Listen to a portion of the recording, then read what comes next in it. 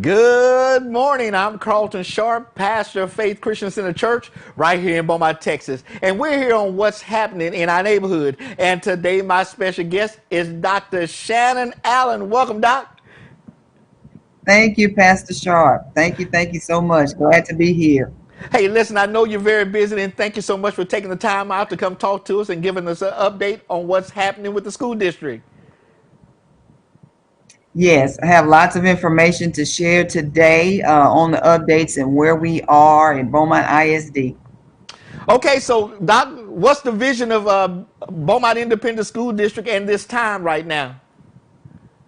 Pastor Sharp, our normal vision is to work with the entire community to create an inclusive environment of academic excellence. So even though we're going through a different and a challenging situation right now, we are still committed to the vision of our organization. So I would like to just take a few minutes to share with our community what our transition plan is for how we're going to continue to educate our children. Is that okay? Yes, that's great. So go right ahead. Okay, I will dive right into the information that I'd like to share with the community. As a result of COVID-19, we have been tasked with transitioning our normal operations for how we educate our children to a remote platform. What we've been tasked to do by the state of Texas is to continue with what is called continuity, instructional continuity. In order to do that, we have to continue to feed our students and we have to continue to provide instruction. So what that's going to look like for Beaumont ISD is we are transitioning to what we're calling a flexible education program. So within that program, we are going to educate our students remotely. So I know parents are thinking, what is that actually going to look like? There are two options for the flexible education program, and those options include one, a low tech option, or what we call a high tech option. So starting next week, parents will be able to pick up if they don't have access to internet or don't have Wi-Fi or at home, they will be able to go to their child's school and pick up a paper packet. That paper packet has content for every grade level, every subject and content area. If students do have options of having access to technology, that's our high-tech option, they will be able to participate by going into our website to access Google folders and Google Classroom that many teachers have. They will have the opportunity to pull the resources and materials there, which will also include videotaped lessons from teachers as well as other resources. Students will also have access to the regular normal resources that we normally use. Our programs that we normally use, they'll have access to those programs and options there. So two methods, low tech or high tech. They can pick up those documents again from the schools starting next week, Wednesday. We're Okay. going to be pushing out information on the website so they can go to www.bmtisd.com to pull the information directly from the website. Now, Dr. Allen, this year you implemented technology in the schools with the Wi-Fi. Talk to us about that real quick. Okay, so we were the recipient of a grant from T-Mobile that allowed us to offer MiFi devices, which are portable Wi-Fi devices. Actually, they're called MiFis for every single student. We started the distribution earlier this semester at each of our campuses. So if parents did not pick one up, they will still be able to do so, so that students and parents can have opportunities to access MiFi systems at home because they can access from their cell phones. So we're encouraging parents when they pick up, they can go to the school. We have windows of opportunity for them to go to the school that are going to be publicized. They can still pick up those MiFi devices. So if you decide to go with the low tech portion of this plan, they can pick up a MiFi and then go to to high level the Wi-Fi plan. If they want to, yes, sir. If they don't have access to the internet but want to use the high tech plan, then they can pick up the MiFi device that will be free internet. that they can utilize to access the online resources and tools. If they don't have internet, if they don't want the MiFi device because they don't have a telephone or a computer or a laptop, then they can pick up an actual paper packet. Now they would have to go to their particular school to get those packets, correct? Yes, sir. They will have to pick the packets up from their school. The distribution will begin next week. They'll be hearing information from their schools on the exact times. I believe we're going to start the distribution to coincide with the feeding times that we have. We are feeding students at 9 of our campuses between 10 and 1. Mondays, Wednesdays, and Fridays. So students, and really students up to age 18 can go by. We're doing a curbside pickup to, let me give you those list of schools right now that we are actually serving meals between 10 and 1. Students can pick up 2 days worth of meals from these sites. They are Westbrook High School, Beaumont United ninth grade, Center, which is the South Park campus, King Middle School, Marshall Middle School, Smith Middle School, Blanchette, Charlton Pollard Elementary, Guest Elementary, and Martin Elementary. So you can go to any of those sites. It doesn't matter which school you attend and pick up your meals because we do want to feed our students and make certain that they have good, nutritious meals during this time. So breakfast and lunch, 2 days for 2 days worth of meals, Monday, Wednesdays, and Fridays. And then, of course, during that same time period, you can go to your child's campus and you can also pick up a paper packet. So on Monday, they will be picking up Monday and Tuesdays feeding, and then Wednesday will be Wednesday and Thursday, and then Friday will be Friday and Saturday. Yeah. Yes, sir. They will be picking up meals that way. Yes. And it's curbside pickup. Parents don't have to get out of the car. We also have walk-ups, for parents and students who are coming in. But I just want to remind parents, in order to receive the meal, students have to be present. Students must be present. Unfortunately, parents can't just drive through without the student. That's federal guidelines so that we can be reimbursed for the meals. But parents, please know that you have to bring your child with you in order to receive the meals. Oh, that's good information, Dr. Allen, because you want to make sure that they don't come and drive up and say, I have 5 kids, and then take enough for 5 people, and they only have one child. Yes, sir. Okay, Dr. Allen, what is the difference in the response this time versus Hurricane Harvey, Tropical Storm Imelda? Well, I mean, this is a global situation. This particular situation is impacting our entire nation right now.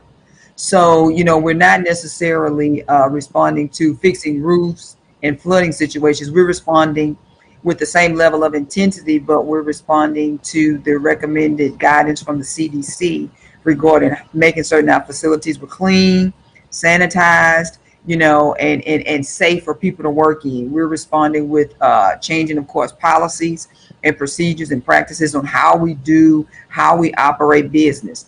Because we have been tasked with continuing to educate our children and continuing to feed our children, our employees still have to work. Employees are required to work, even though most of our employees are going to be working from home.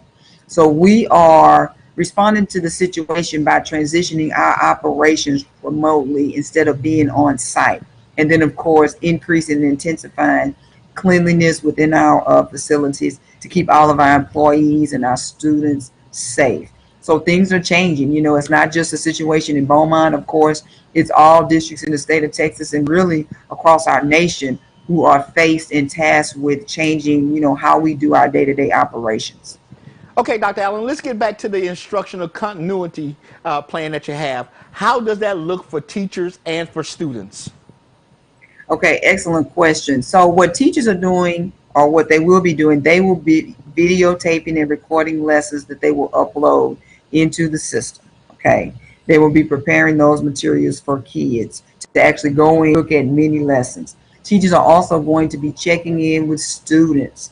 They are assigned a couple of hours each day between the hours of 9 and 2 to make contact with their students, to check in on them, to email them, to call them, to see what assistance and support they may need with any content area.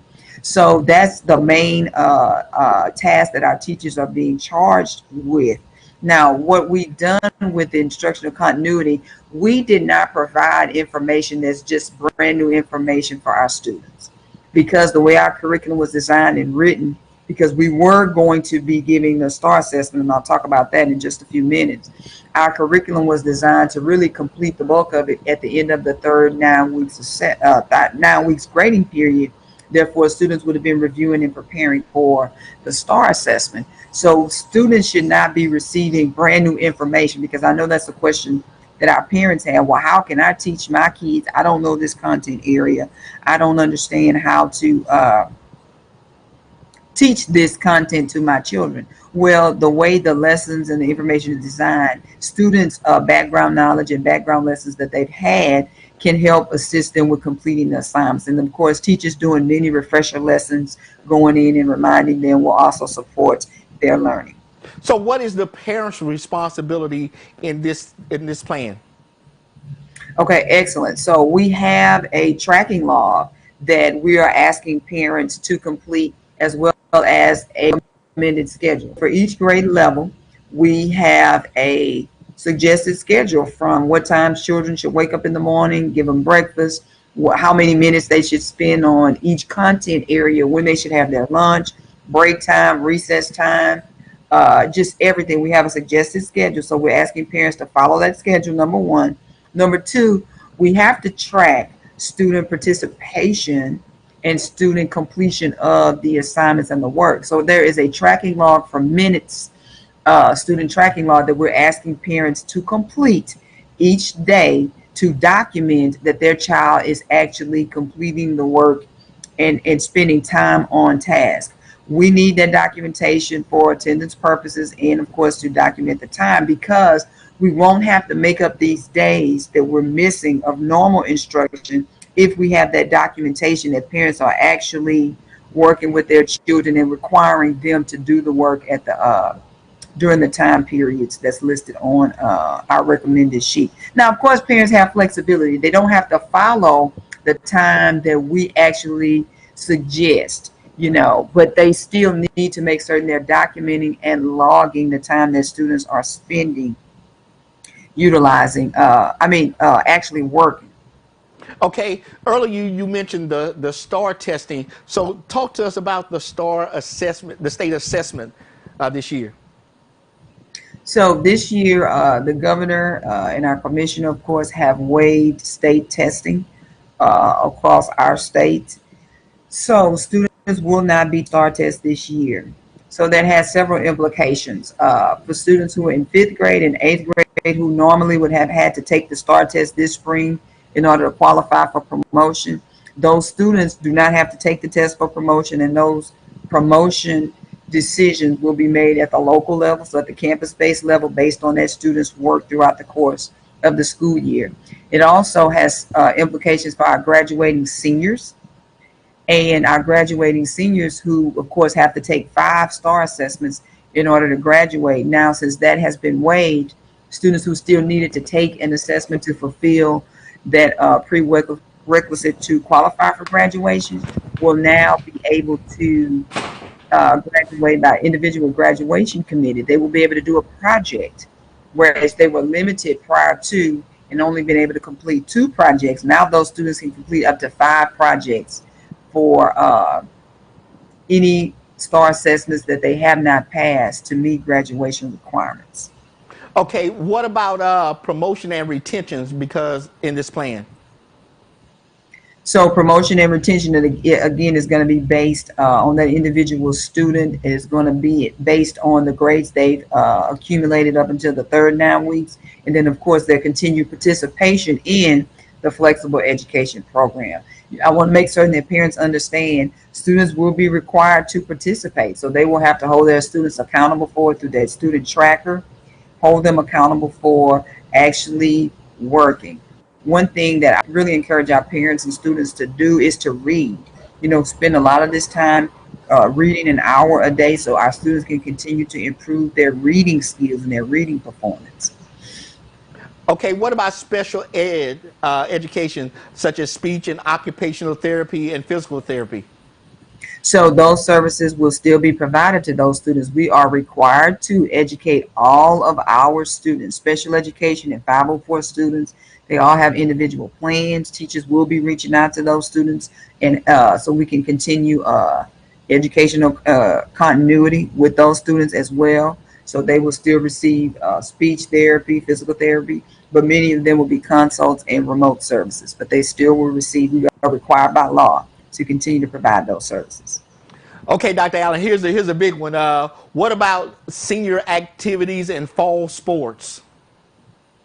You know, that's something that we're continuing to play by ear right now. Currently, our flexible education program is scheduled to remain in effect until April 3rd.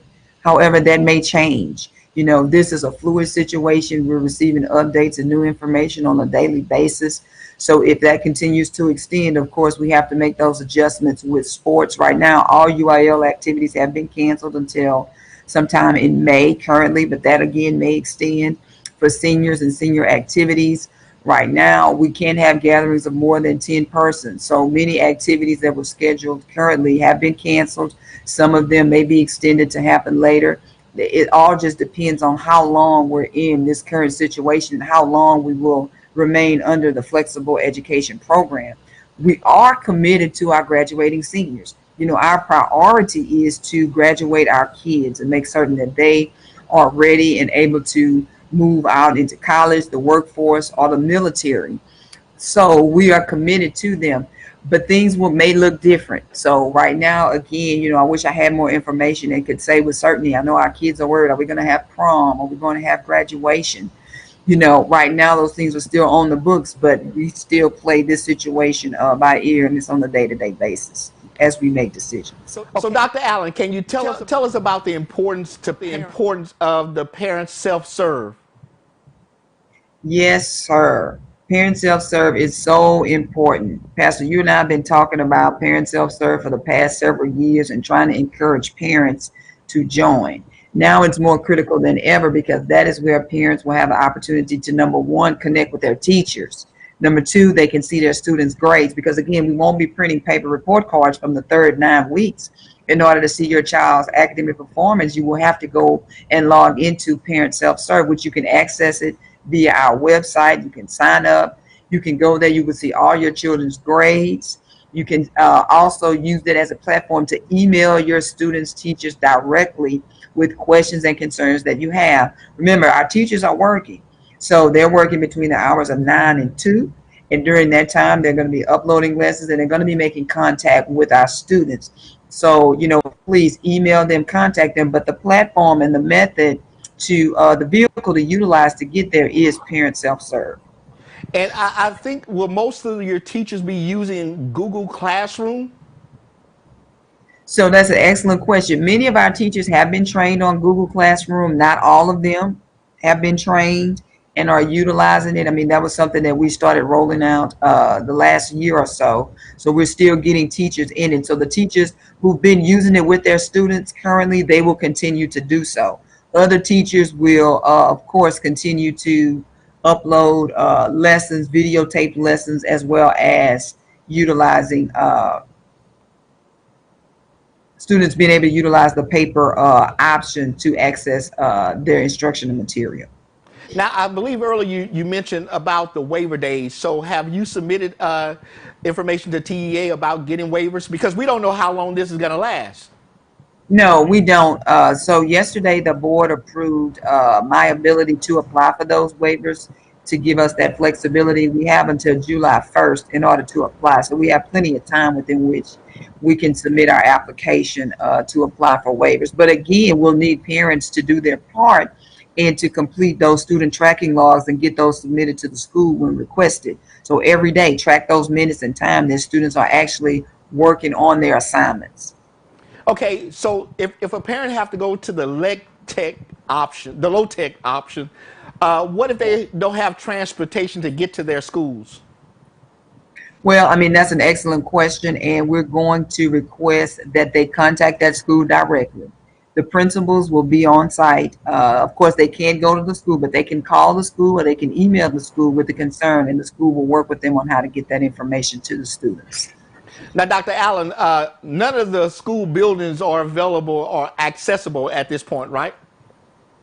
No, sir. The only schools where parents can actually go, you can drive through those 9 locations for meal pickup. You can also go by your school on designated days to pick up the packets, but it'll be outside. I mean, they'll have stations set up outside, but right now the schools are not accessible. Now, you're using this time for deep cleaning on the campuses, correct? Yes, sir. You know, we worked during spring break and sanitized and deep cleaned all of our campuses. So we're going to continue to do that on our campuses. We have limited staff who are working there, again, the principal and some key administrative figures. And then in our campuses where we are serving for the curbside meals, we have our child nutrition staff working there. So our custodian and maintenance staff are continuing to work and sanitize and clean those areas, and also working on some summer projects that we're taking advantage of this opportunity to get those done now. Hey, can you explain to those who are watching today how important it is to get information from reliable sources about the school district and what is going on with our students? You know, I'm so glad you asked that question, Pastor Sharp, because there's in an age that we're in of false information and misinformation, and people believing everything they hear on social media. If you don't get it from a BISD source, meaning our Beaumont ISD website, our Beaumont ISD social media Facebook page, or our Beaumont ISD Instagram account, or Twitter accounts directly related to Beaumont ISD, I wouldn't necessarily believe that information. There's been false information spread about, layoffs and not being able to employ our people that has just really and truly been false. And I know this is a challenging situation for our entire nation, but we want to relieve the minds and hearts of, our BISD family and know that, hey, we're keeping on, keeping on. We're doing work. We're just transitioning how we operate and how we function. The board approved last night for us to continue to pay our employees, provided you still are able to work in a modified assignment. The hours are modified, but we're still committed to working with our employees and giving them modified assignments so that everyone will continue to receive a paycheck. I mean, that's huge when you see so many Yes. businesses right now that are closed and employees are not able to work. Our BISD employees are still able to, work a little modified assignment and still receive their full paycheck. That's very important. So, even though we're transitioning right now to a different mode of operation, doesn't mean that we're not going to still educate our children, and that we're not going to educate our children well. We're going to work hard during this situation, and I think at the end of the day, we're going to be better for it. Okay, what about now? You mentioned your employees. What about the bus drivers, the custodians, the cafeteria workers, and people like that? So, our employees, they have alternate assignments. Some of them, our cafeteria child nutrition workers right now, they are preparing and working at those 9 sites. Our bus drivers have modified assignments. Our maintenance staff, they're still working because they're cleaning and doing summer projects.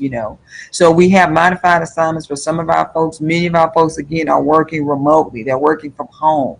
We're transferring phone lines so that the phones will be answered from home, and calling parents, all of those things that can be done from home. We're trying to maximize those and Now, keep as Dr. many Allen, people as we I'm sorry. can. We're talking about almost 20,000 students that you're trying to make these modified plans for. And I'm sure that your staff is just working round the clock. Yes, sir. We started working on this before spring break, and my team, I'm so proud of them and the folks that work with me because, there was no spring break for them. We worked the entire break, planning, pushing out information. There has been a massive amount of work that has that has been completed in such a short amount of time because we have a task and a charge to do, and that is to still educate our children. Wonderful. Okay, Doc, in our closing moments, let's see if we can wrap up everything in a nutshell. So give me the flexible education program contents again. The flexible education program, remember, you have a low tech option or a high tech option. Low tech is a paper option. You can pick that up from your school next week. You will have a window within which you will drive by, curbside pickup. High tech option, access documents on the website www.bmtisd.com. You access those documents. Kids can go in and they can immediately start working. They'll also have access to the current programs that we use, like AR, Edgenuity for our high school students, and many more programs. And also, our flexible education program extends to meal pickup. So students will be able to pick up meals. We started that yesterday, and today we're continuing, and then Fridays. So next week it'll be Monday, Wednesdays, and Fridays. Students will pick up 2 breakfasts, 2 lunches on each of the days that we are operating. Parents just drive by and receive the meals, and they move on to deliver those meals. But remember, parents, you have to have your students in the vehicle with you in order to receive the meals. And we're feeding students up to age 18. So if you're 1, 2, 3, even though you're not a BISD student, but it's a child up to the age of 18, they will receive the meals. That's wonderful. Now, Doc, let me applaud you and your staff. You're on the front lines of making things happen for our children, even in this time of pandemic. And so I want to applaud you and your staff and thank you for taking the time out today to come and talk with us on what's happening in our neighborhood, because I know you're very busy and I know you got to go make some more decisions. Yes, sir. I appreciate the opportunity to share good information. So thank you, Pastor, for this platform and this opportunity to share, accurate information about what's happening. But I ask, for our community, to be patient with us. This is something that is novel for our entire nation. And please know that we are working hard. There will be kinks, and we are working through them as they develop and as they arise. But we have a great team here at Beaumont ISD, and we are committed to making every moment matter. We're maximizing the time. Even though we're not in our traditional school settings, we are still making every moment matter. And I'm glad you mentioned that, Dr. Allen, because you'll have those who sitting on the sideline who will try to criticize every decision that you make, but nobody has ever been in this position before. Nobody. I'm on the phone calls with our commissioner every day. And, same situation in districts all across our nation. So, I'm proud of the work that we've done. I'm proud of my team. I'm proud of their continued just work ethic and desire to do the very best that we can, even though the circumstances have changed. And even though it's more challenging, I tell the team, just because something's hard doesn't mean we can't do it. It doesn't mean we can't do it well. So we're committed to that and doing our very best for our kids. Well, again, Doc, I want to thank you for your service. I'm telling you, I know that it is a giant task, but if there's anybody that can handle this, I know it's you. Thank you, Pastor. I appreciate the support and the information sharing. Thank you. And anytime you'd like to come back on, Doc, just let me know and we'll bring you back on what's happening in our neighborhood. Right. Yes, sir. Absolutely. All right, listen, I want to thank the superintendent for coming on. I know she's very busy and she's got to get back and make some more other decisions. So I want to thank her for giving us this great information. Now, listen, if you want more information, go to the BISD website, bmtisd.com. Again, that's bmtisd.com. Get more information. Parents, if you're not on self-serve, get on self-serve, amen, so that you can find out information about your particular child and see how their grades are progressing even in this time. So again, I want to thank Dr. Allen for joining us on what's happening in our neighborhood, and I want to thank you for joining us, and we'll see you next time on our broadcast. Be blessed. Bye-bye.